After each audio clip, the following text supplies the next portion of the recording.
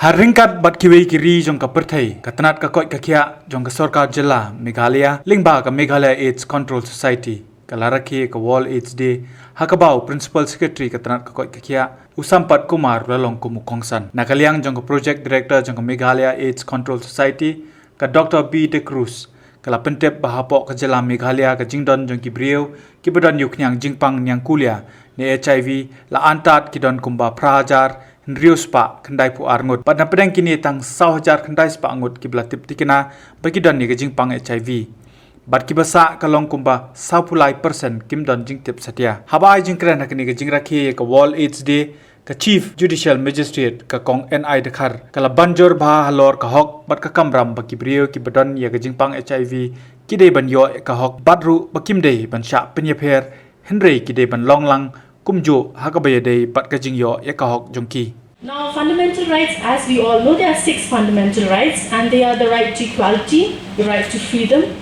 the right against exploitation, the right to freedom of religion, cultural and educational right, and the right to constitutional remedies.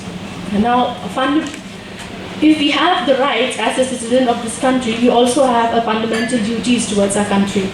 I would not, because I'm given a very short span to speak, so I wouldn't dwell on the fundamental duties. The Meghalaya State Legal Services and the DLSA are going to distribute the pamphlets among you about the fundamental rights.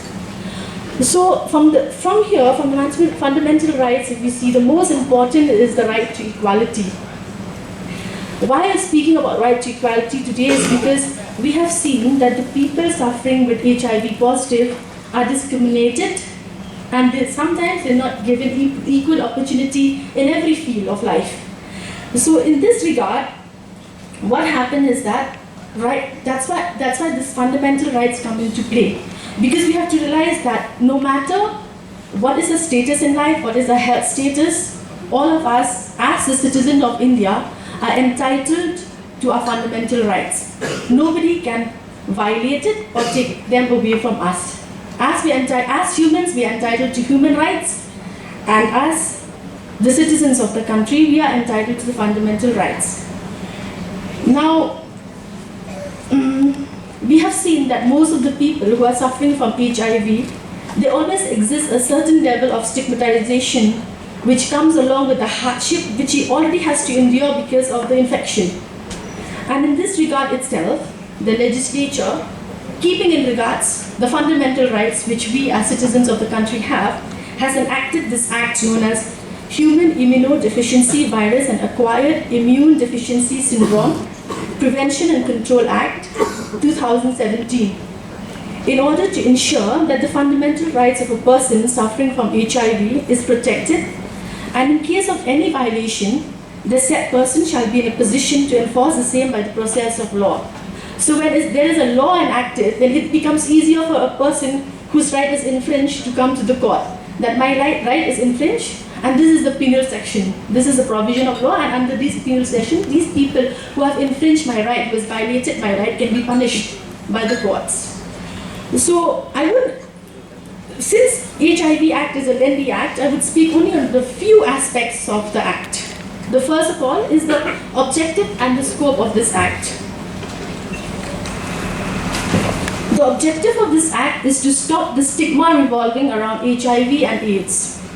Number 2 is to stop discrimination involving HIV and AIDS.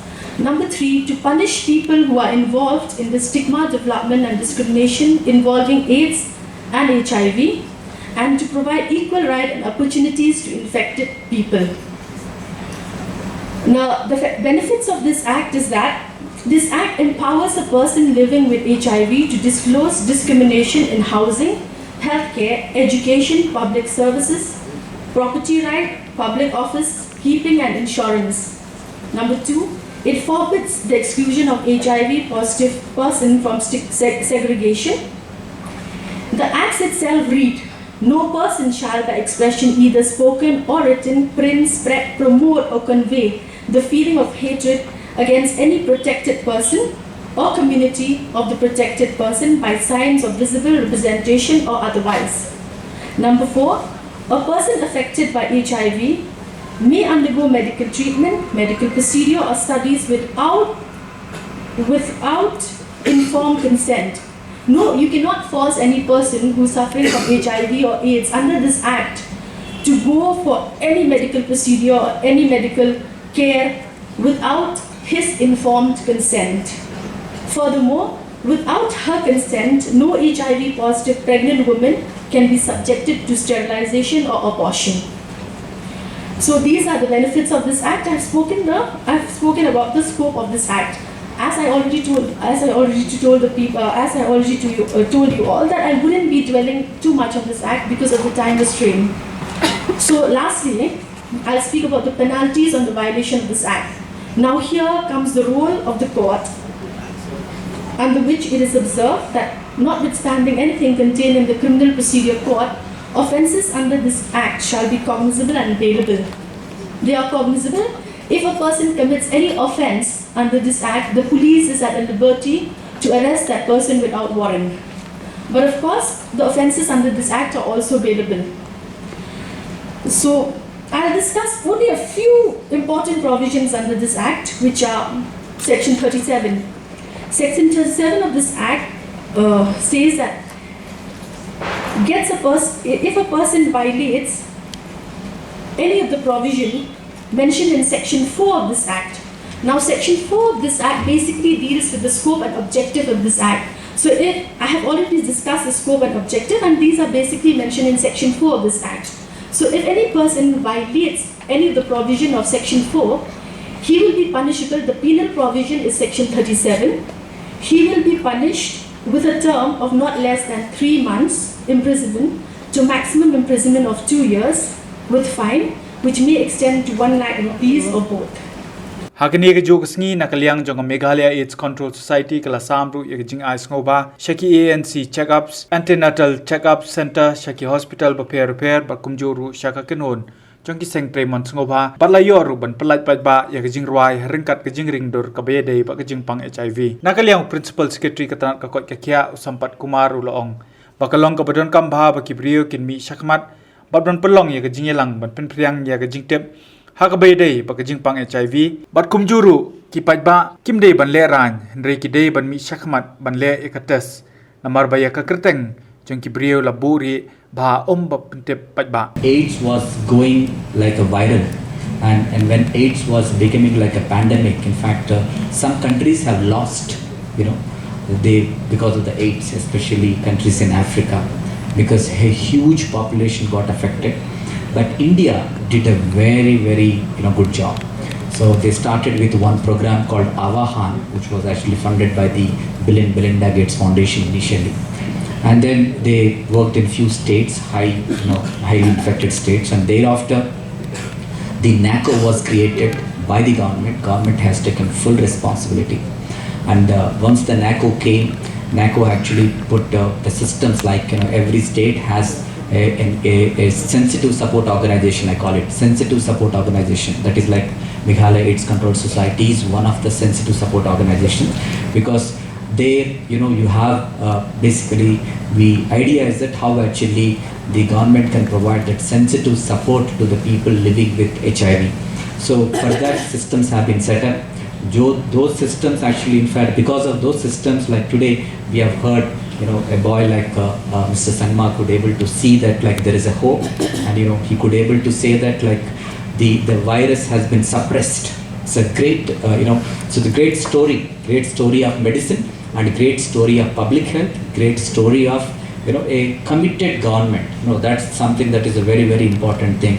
We always criticize sometimes, but it's so important to have the systems and the committed government. I think that is something that actually has brought this kind of a change. I really appreciate. I think I wanted to I am at the same time, and also now we are actually going much more deeper, as Madam Chief Judicial Magistrate has mentioned very beautifully.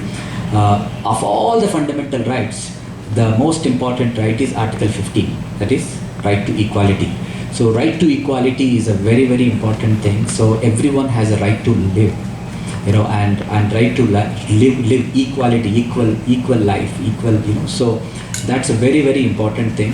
So I think that is also being provided. So that further there is an act has been brought in 2017, and the state also has brought those rules. And recently we also have brought an ombudsman system, where if there are any problems, in fact, people can approach this ombudsman to really solve these problems. But today we got a very good insights, like how actually it is important, what kind of rights are being provided, what kind of a support is being provided to the persons who are living with HIV.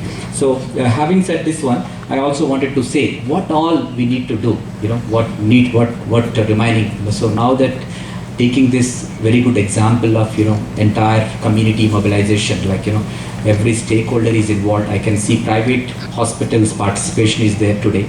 Everyone, like along with the government hospitals participation. So there is a general mobilization was there to address this problem.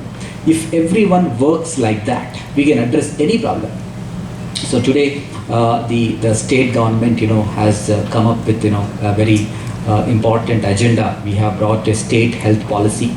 And in fact, last week we also have brought state mental health and social care policy, which is also very, very important policy. So basically the idea is that how actually we are able to really prevent the things, instead of like curative, but also how actually we can prevent. So there is a lot of support systems are being created, like the way I just said in the max that what we have been creating. So there is as I said, a long way to go in terms of reducing this, bringing it to completely zero. For that, actually, we require much more active mobilization, especially from the men folk. The reason why I'm saying this question, when we have this ANC checkups, antenatal checkups, still 1%, close to 1% of the pregnant women are being tested with HIV, close to 1%. So that means there is a lot of because the women are coming forward for antenatal checkups. As a part of antenatal checkups, this also is being screened. So we do require support. As I said, if this happens, there is a cure. In fact, as there is a cure, there is a there is nothing. There should not be any